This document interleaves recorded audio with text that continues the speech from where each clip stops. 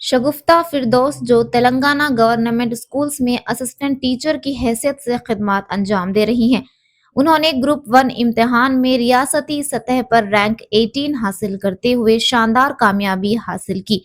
उन्होंने ये इम्तिहान उर्दू मीडियम में लिखा था और उर्दू जबान में इम्तिहान देने को बुनियाद बनाकर उन पर बेबुनियाद इल्जामात लगाए जा रहे हैं और इम्तियाजी सलूक किया जा रहा है।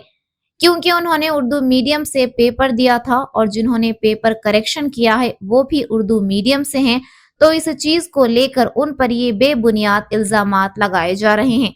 जिस पर शगुफ्ता फिरदौस ने कहा कि मेरे अलावा और 10 लोगों ने इम्तिहान दिया है, उन 10 लोगों में सिर्फ मुझे ही रैंक क्यों आया? जिन्होंने पेपर करेक्शन किया है उन्होंने उन बाकी 10 लोगों को रैंक क्यों नहीं दिया?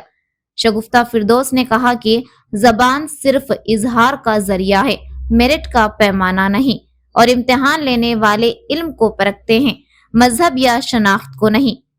मजीद शगुफ्ता फिरदौस ने क्या कहा, आइए सुनते हैं।